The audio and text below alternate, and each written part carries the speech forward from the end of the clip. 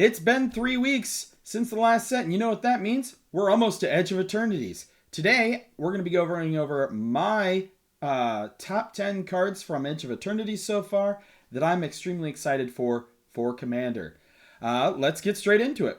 Number 10, we have, I believe it's pronounced Mememnon, the Right Hand. He is a 3/4 for 3 colorless, 2 blue. He flies, and he says, you may look at the top card of your library at any time, and you may cast artifact spells from the top of your library.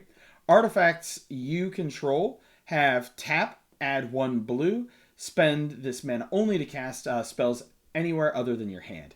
So this card is a Future Sight or Magus of the Future for artifacts and gives you a little bit of mana ramp.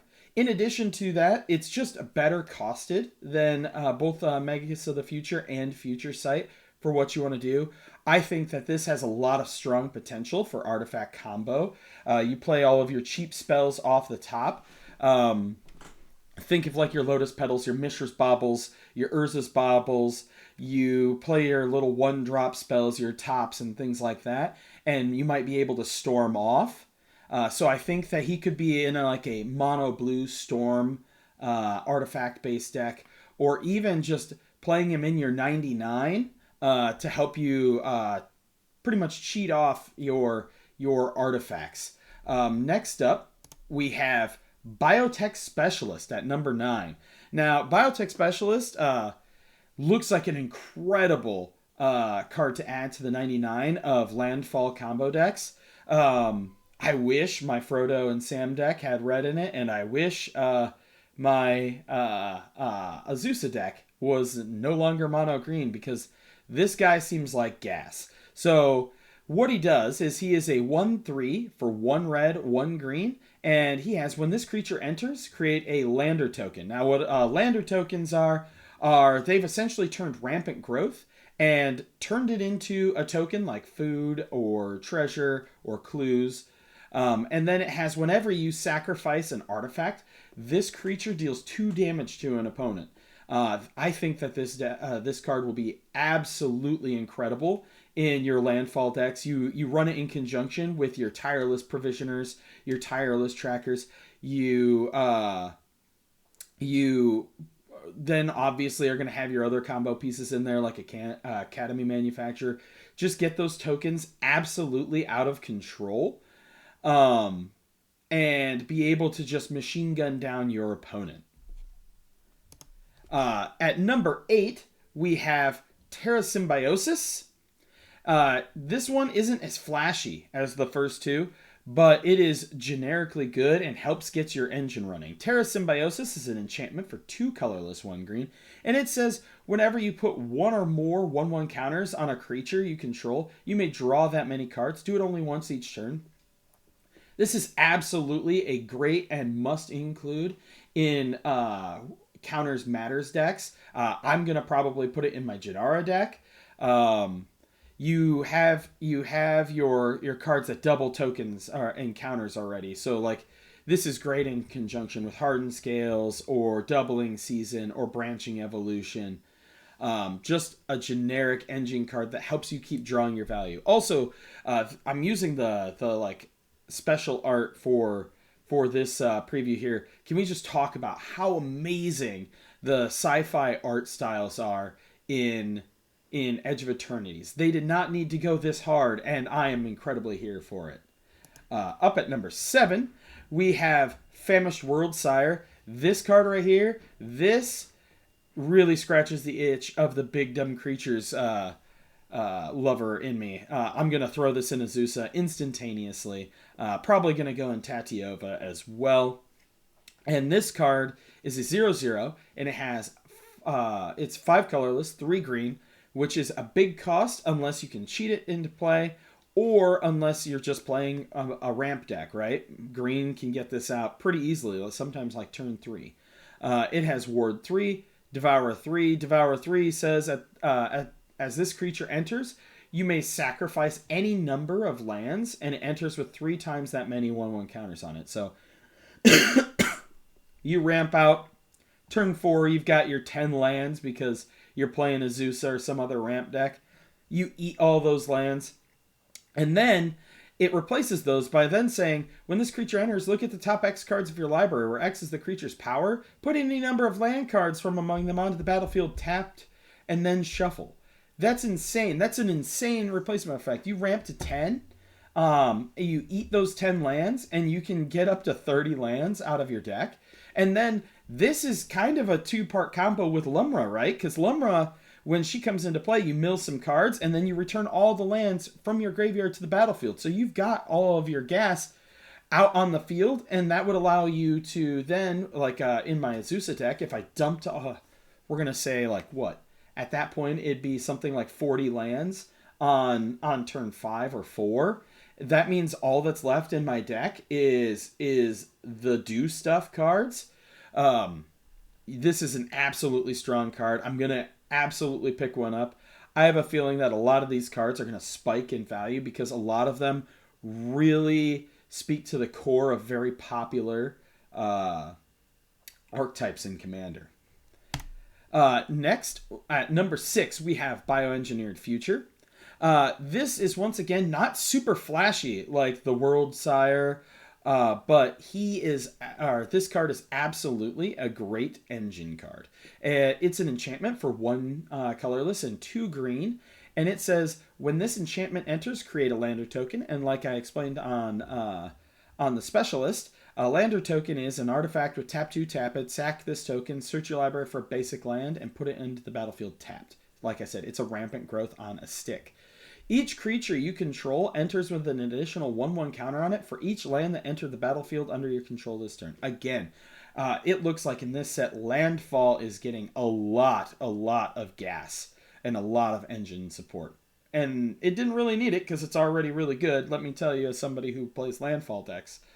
But again, a generically very strong card, and obviously something that will be able to help you get your counters out onto creatures as well. At number 5, we have the Dominion Bracelet. It costs 2 to put into play, and it costs 1 to equip, and the equipped creature has +1/+1. But that is not where the scary is in this. The scary is in this creature has pay 15, exile Dominion Bracelet. You control target opponent's turn during their next turn. This ability costs X less to activate, where X is that creature's power. Activate only as a sorcery. I think that this card will be really strong in artifact combo decks. You equip this to like one of your constructs, and then you just sack it for probably like 0. And then you have a lot, like the game has a lot of artifact recursion. Now, would I do that in a friendly casual game like bracket 2 or bracket 3? Absolutely not. But I could see this card having some sort of presence in bracket 4, where a lot more things are allowed. Locking down your opponents is okay. Yeah, it's just a solid card. Also, can we talk about how in the art he kind of looks like Cyborg from the Justice League movie? Again, the arts in these are absolutely beautiful. I am very here for it. Wizards, please give me more sci-fi stuff. Give me a Mass Effect Secret Lair, please. Next, at number 4, we have Ouroboroid. Ouroboroid is a nifty little creature. He costs 2 colorless and 2 green. It's a plant worm, and at the beginning of combat on your turn, put X 1/1 counters on each creature you control where X is this creature's power. This card, much like some of the other 1/1 counter cards, like look at the synergy this card has with Terrasymbiosis and Bioengineered Future in this set. But I have a friend who plays Uhros. This card 100% wants to go into Uhros.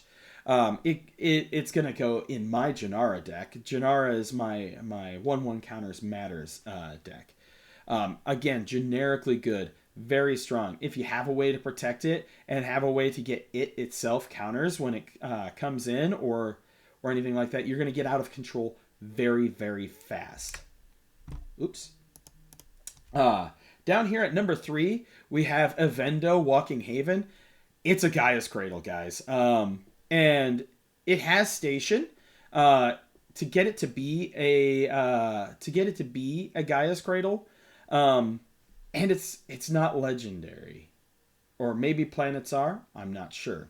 Um, but it its station is 12 plus, which means you tap a creature, or you tap creatures to get it to 12, and then you can tap one green and tap it to add one green for each creature you control. This is a super easy ability to activate in green. You just have seen all of these combo counter engine cards throughout the even this video. Add that with all the other stuff we have, like Azusa could get that down pretty easy. Anything can really get this card activated pretty quickly, and I think that this is going to be a staple in any sort of counter deck and any sort of big green stompy deck. Hell, it'll probably go in a lot more decks than that because it's just so easy to activate. Next, at number 2, we have the Endstone. This card is gas. It's an artifact for 7. When you play a land or cast a spell, you draw a card. It rewards you for playing the game of Magic. And at the beginning of your end step, your life total becomes half your starting life total rounded up. So I know that, like, to the untrained eye, that looks like a downside, but you can make combos with this card that let you do really silly things, and say you're paying life into those things, right, to draw cards and do stuff. This would put you back up to 20. So I would not even look at the bottom half as a downside unless you're in a really, really bad board position. And you should not be in a bad board position if you're playing this card, because, like I said, it rewards you for playing the game. What are two of the core facets of Magic?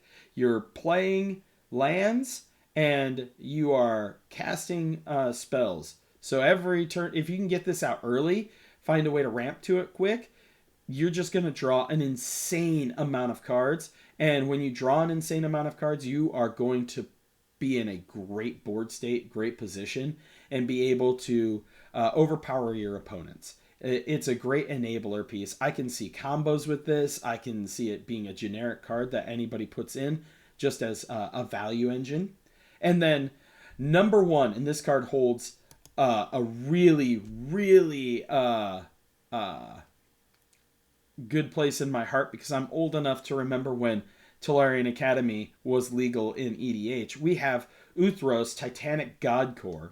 It's a planet, enters tapped. Its regular is tap, add 1 blue, and it has station, tap another creature you control, put charge counters equal to its power on this planet. Station only as a sorcery, and then its station is 12 plus, and then tap 1 blue, tap it, add a blue for each artifact you control. This is going to be a staple in every artifact deck. Guaranteed. No way around it. You can tap 1 construct to get this online, right? You have your Urza decks. You have your Esper Urza decks. This card is pure and simple going to be incredibly powerful. I am going to guess that this card's also not going to be budget friendly, which is going to be a big pain. I might actually I really want to kind of like buy a box or 2 of this set because I'm very excited for it. I never thought that I'd be excited for space for Magic, but they are doing it so well, and it meshes with existing like arts and lore and things like that so well. I am so excited to see this, and this card absolutely brings back those early EDH nostalgia values for me, as well as it truly is going to be one of the most powerful artifact matters cards that you can put in any artifact deck. So that's my top 10 for now. I want you guys to tell me, what do you think so far of the set? I think the art is beautiful. Like Uhros here, its standard art is absolutely beautiful. Let me know what cards you're excited for, and let me know because I think a lot of these cards will demand a little bit higher of a price. Let me know if you want me to do a video where I talk about like maybe some of the commons and uncommons that I'm excited for too, because there are a lot of those as well. Thank you guys for tuning into the Hidden Gibbon. My name is Weston, and I will see you guys in the next one.